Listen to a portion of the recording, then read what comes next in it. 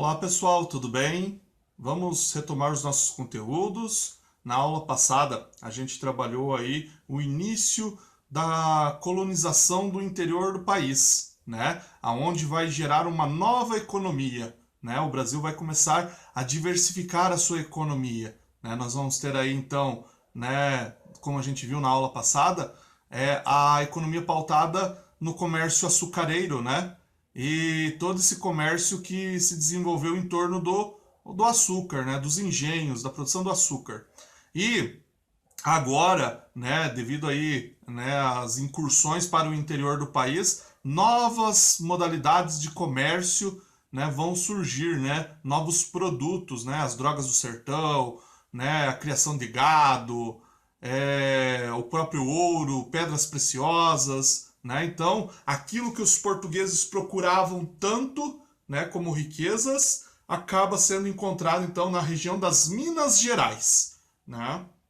E essa região vai passar então por uma intensa modificação social, aonde vai ter pessoas que vão começar a ir para esse lugar, né, com interesse em extrair o ouro, garimpar o ouro, né, tanto das minas quanto dos rios, né, o famoso ouro de aluvião. E a coroa portuguesa vai tentar fiscalizar isso, vai tentar achar meios para poder cobrar o seu ouro, né? Tirar a sua parte do ouro. Né? Então a gente vai ver os impostos que eram criados, né? A derrama, o quinto, né? A taxa de 1.500 quilos de ouro. Né? Então a gente vai ver aí que é uma nova economia que vai se equilibrar junto com a produção da cana-de-açúcar, né? Que não vai deixar de ser produzida. Né? Então, a gente viu esses conceitos na aula passada, né? Até eu pedi uma atividade para vocês fazerem para mim, que alguns já enviaram, né? Sobre a questão de identificar, né? A conceituação de alguns dados que a gente viu na aula passada sobre a intendência das minas, o que era a intendência das minas, né? O que foi o regimento das minas de ouro, as casas de fundição, o quinto, a taxa anual de 1.500 quilos e a derrama. Né? Hoje nós vamos continuar a nossa aula, né, falando um pouquinho como começou a se formar essa sociedade mineira. Porque não era tão bonitinho assim para se chegar lá. Né? Não tinha estradas, não tinha asfalto, né? Era no meio do mato, né? Vamos dizer assim, né? Da vegetação existente no local. Então, né, a descoberta do ouro lá não foi algo fácil para as pessoas. Só que isso favoreceu, né, a ideia de que muitas pessoas queriam, né, enriquecer, né, começaram a ter esse sonho, essa ilusão do enriquecimento através do ouro. Né? Então, ir para esse lugar, se aventurar a esse lugar em busca do ouro, né, foi o objetivo de muitas pessoas nesse período. Então nós vamos ver uma sociedade mineira que vai começar a se formar nesse local, aonde está sendo extraído o ouro. Beleza? Vamos lá então. A sociedade mineira, né, com a descoberta aí das minas lá no século XVII, né, começou a receber um grande fluxo de pessoas vindas de fora, né, portugueses que queriam se aventurar então no sonho de enriquecer com o ouro, né? Então, uma população brasileira que tinha em torno aí de 300 mil habitantes na época, deu um salto para um número de 3,3 milhões no final do século XVIII.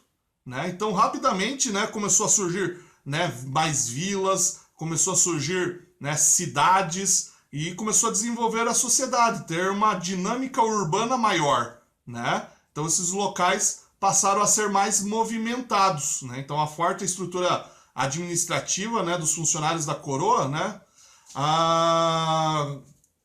tinham que, de certa forma, favorecer aí o abastecimento, né, desses lugares, né, da região das minas, e criaram, então, as condições aí para que essa região se expandisse, ela pudesse receber produtos de outros lugares do país, né? O comércio interno, Então, para que esse lugar sobrevivesse, porque não tinha vendas, não tinha mercado, não tinha nada nesse período. Tudo ficava na parte litorânea, né? Então, ter acesso a esses produtos era bem difícil, né? Na época. Então, começou a nascer as condições para que isso pudesse existir. Em Minas Gerais, formou-se uma sociedade bastante específica, né?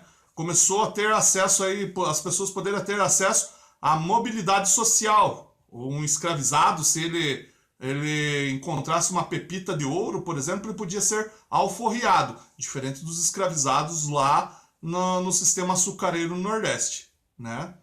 Então, eles podiam ascender socialmente, né? Esses ex-escravizados poderiam até se tornar proprietários de escravos no futuro, né? Se eles conseguissem algum achado nesse sentido, né? Achar uma pepita de ouro, por exemplo, né? Ele podia comprar sua alforria, né? A alforria, no caso, seria uma carta aonde ele compraria a liberdade dele, né? Contudo, né, de acordo com a historiadora Laura de Mello e Souza, né, o que imperava, na verdade, no meio dessa população, né, que estava se formando era a pobreza, né? Porque a maior parte das pessoas que foram se aventurar para a região das Minas Gerais, elas não obtiveram riquezas, né? Não acharam ouro, né? E elas começaram a sofrer, né? A sofrer uma estigma dentro dessa sociedade que estava se formando, né? Porque eles eram aventureiros, né? Eles não tinham nenhuma ocupação e também nenhuma fortuna, né? Então, as autoridades que viam essas pessoas que não conseguiam achar ouro chamavam eles de vadios, né? Gerando aí essa exclusão, vamos dizer assim, né? Esse estigma social que começou a surgir nesse período, né? Posteriormente, né, também, né, a coroa portuguesa proibiu que as ordens religiosas, né, que do restante do Brasil elas eram muito influentes, né, elas não pudessem ir para as regiões das Minas Gerais. Ela limitou a atuação deles na região das Minas Gerais, né, porque a coroa portuguesa não queria que a igreja ficasse com parte do ouro que fosse achado na região das Minas Gerais. Esse ouro tinha que ser revertido em impostos, né? E a igreja então não podia participar. Então, diante dessa proibição pela metrópole, né, os estabelecimentos de ordem religiosa na região do garimpo passaram a ser comuns, assim, em vez de ter uma igreja, ter uma capelinha, né, que eram deslocadas para as diversas comunidades, né, ao redor delas. As pessoas se reuniam para rezar o terço, né, então era uma sociedade bem religiosa, né, e nas casas mais abastadas se manteve, né, o costume assim, das casas terem sua própria capela para a família se reunir para manter a oração, né? Então, é uma sociedade bem religiosa. Nós vamos ver aí até dentro da arte, né, na finalização dessa aula, né, a questão do barroco brasileiro, né, que foi focado muito nas figuras religiosas, né? Então, também, né, assim como o sincretismo religioso que existia, né, era uma religião católica misturada com outras fundamentações religiosas, né, a miscigenação também foi um traço marcante na sociedade mineira, né, a união entre homens livres e mulheres negras escravizadas, ou também, né, mulheres livres, né, era comum nos primeiros tempos, né, gerando aí uma grande população mestiça, né, livre na região. Então, nós vamos ter aí esse momento das conexões que nós vamos ter aqui, ó, né, para responder essa questão, que daí vocês vão estar respondendo e vão estar, depois nós vamos estar discutindo essas questões na próxima live, tá bom? Os historiadores são quase unânimes em reconhecer que a atividade mineradora do século XVIII resultou numa forma específica de colonização que a diferenciava do resto do Brasil, né? Então, considerando o contexto histórico da América portuguesa no que se refere à sociedade e economia colonial no século XVIII, né? Então, diferencia esta forma de organização daquela realizada no Nordeste açucareiro dos séculos XV ao século XVII, né? Então, como que essa exploração de ouro se diferencia da exploração do açúcar que estava acontecendo na região do Nordeste? Quais são as diferenças que existem nesses dois tipos de comércio interno desse de exploração de riqueza que existe no interior, então, agora no país, né? Beleza? Daí vocês vão mandar para... Vamos discutir na próxima aula, tá bom? Continuando o nosso conteúdo, nós vamos ter, então, também, né, a ideia daquele comércio interno, porque o comércio interno ele vai ser super necessário para manter a população que está na região das Minas Gerais, porque não tem nada ali perto. Tudo que existe está próximo aos litorais, próximos às grandes cidades litorâneas, né? Então, à medida que as expedições possibilitaram a instauração de povoados, né, foi havendo aí, né, esse comércio interno, principalmente o comércio de gado, né, que as pessoas por onde passavam, elas tinham que abrir caminhos, né, picadas para chegar até a região das Minas Gerais. Mas com o tempo, né, essas picadas acabaram se tornando estradas, né, e em torno dessas estradas, por haver essa migração, né, das tropeadas de gado, e não só de gado, mas também de outros produtos, né, gente, que foram sendo levadas do litoral para o interior do país, né, e também propriedades que começaram a nascer nessas regiões, né, porque começou a haver, então, um grande número de população cada vez mais habitando essa região. A gente vai ver, né, que se estabeleceu uma fonte de abastecimento nessa região interiorana, né, onde que as pessoas vão passar a ter produção agrícola, né, vão produzir alguns insumos ali alimentícios nesses locais, e também, né, vai ser aí o processo da criação do gado, um processo que vai expandir ainda mais, né, essa questão da economia, né, porque a carne era um prato principal aí que não podia faltar na alimentação desse pessoal na época, né. Então passou a ser, de certa forma, o comércio de abastecimento dessa região algo lucrativo, né, porque o dinheiro que se tinha lá era ouro, né, e também, né, começou a se ter uma população cada vez maior. Então, quanto mais pessoas e que têm um poder aquisitivo, maior vai ser a compra de produtos. Os produtos alcançavam preços elevados nos povoamentos do interior da colônia. Então, algo decorrendo das longas distâncias, né, que as expedições percorriam por caminhos difíceis, e também da escassez de alguns produtos essenciais para a subsistência e o trabalho, né? Temos aqui o relato do padre Antonil, na qual ele fala que ele ficou horrorizado em ver, de certa forma, produtos, o menor produto que se tinha lá, eles pagavam tudo com pó de ouro, gente, né? E o pó de ouro, né, o produto com menor peso que se tinha lá era 3,5 gramas, né? Então o produto mais barato que eles tinham para vender, né, pelo ouro, era 3,5, custava 3,5 gramas de ouro. O resto custava mais que isso, né? Então a gente vai ver nesse texto aqui, basicamente essa descrição do padre, né? Do padre Antonil, quando ele estava viajando junto com alguns comerciantes dessa época. Depois, né, outro comércio importante para a região era o comércio de escravizados, né? Inclusive até o padre Antonil, né, ele ressalta que havia a existência do tráfico interno, vender escravizados que eram das colônias da cana-de-açúcar para a região das Minas Gerais para trabalhar na mineração, né? Então, no entanto, foi com o tráfico atlântico, né, deslocado para dentro do território, que os traficantes obtiveram grandes lucros, né? Os baianos seriam os principais fornecedores de africanos escravizados para as minas até a metade do século XVIII, né, onde eles conseguiam grandes lucros, né, porque o preço dos cativos, né, assim como de outros produtos, aí multiplicou, né, por 4 nas primeiras décadas da exploração do ouro na região, né, e os comércios externos e internos se articulavam aí com o abastecimento da população mineira.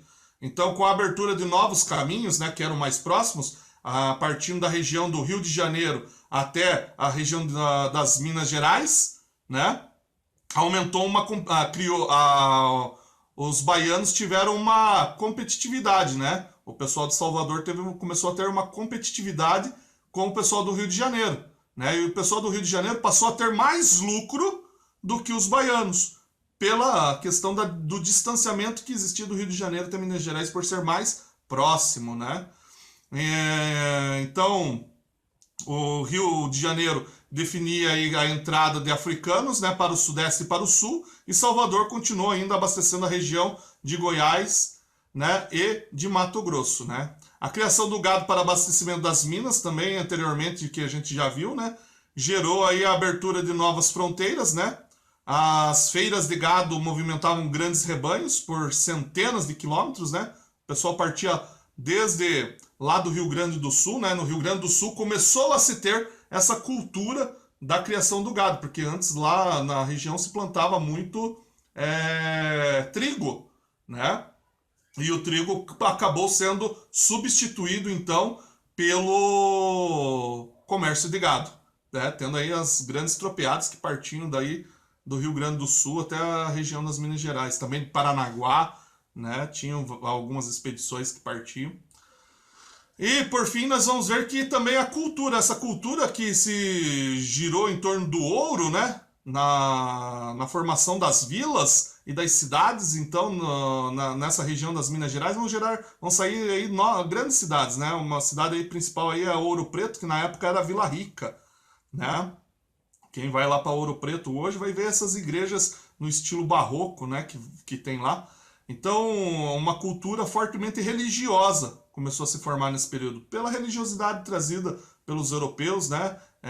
Em relação também aos jesuítas que estavam aqui no Brasil, né? Com a ideia de catequização e tudo mais, né? Dos indígenas. Então, por um grande período, né? O Brasil passou por esse processo aí e se tornou um país bem religioso e também tendo aí uma mescla de religiões, né? A gente vai ver aí religiões de crenças africanas se mesclando com a religião católica, né? A parte das questões indígenas também se relacionando à religião. Tudo isso a gente vai ver então na formação da religiosidade do povo mais simples dessa colônia, né? A cultura, né, que se forjou então na região das Minas Gerais era fortemente religiosa, assim lá como no Nordeste açucareiro. O barroco mineiro que vai surgir então aqui no Brasil, né, vindo das influências do barroco que aconteceu lá na Europa, né, em meados do século XVI, XVII, né, vai vir para o Brasil, né, durante o século XVII, e a arte barroca, né, ela esteve presente inicialmente, né, em Salvador, Rio de Janeiro, Recife, São Luís, Maranhão e São Paulo. E foi durante o século XVIII que na região das Minas Gerais o barroco floresceu com seus elementos novos, né, que distingue do estilo europeu, né? Então a intensa religiosidade, o fascínio exercido pelo ouro, né, juntou as duas coisas, a religiosidade e o ouro, e nasceu o barroco brasileiro, vamos dizer assim, né? Porque o que era o barroco brasileiro? Era nada mais que criar, então, artefatos religiosos, né, e também grandes construções, né, com as igrejas, as capelas, né, cheia de santos, né, e esses santos todos decorados aí com ouro, né. Muitos dos garimpeiros que vinham de lugares distantes para se aventurar no ouro, para tentar alcançar alguma bênção, né, ou agradecer por algum milagre acontecido na vida deles, eles retribuíam a igreja em ouro, né? Eles ajudavam com doações, né, vamos dizer assim, né, para agradecer as bênçãos recebidas, né? E foi esse ouro que foi sendo utilizado dentro, né, da construção, então, aí, dessas imagens religiosas que foram criadas dentro do barroco brasileiro, né? Um dos grandes representantes do barroco brasileiro a gente vai ver aí que vai ser o Aleijadinho, né? Então a gente tem aqui, ó, olha só, é uma igreja totalmente ornamentada, tem presença, tem traço de ouro, né? Nas construções, nas imagens, nas pinturas, né? Tudo utilizava o ouro como um sinal de ostentação, né? E ao mesmo tempo tinha que ser algo que chamasse a atenção, né? Então, basicamente, essas são as características do barroco brasileiro, né? Então, né, a gente vai ter aí, né, o Aleijadinho, né, como eu falei, né, o Antônio Francisco Lisboa, né, que vai ser um dos grandes representantes das artes criadas aí em escultura em pedra-sabão no período do Barroco brasileiro, né? E vai ter outros artistas também, né, gente, na área da literatura, na área da música, na área das esculturas, né, que também vão ser representatividade desse momento do desenvolvimento da arte barroca aqui no Brasil. Pessoal, vocês vão também trabalhar a partir de agora essas questõezinhas da hora do estudo, tá bom? Vamos responder e na nossa próxima live vamos estar então discutindo essas questões. Tá bom, pessoal? Qualquer dúvida, vocês podem entrar em contato pelo Positivo On ou me mandar um e-mail. Um abraço e até mais. Até a próxima aula. Tchau!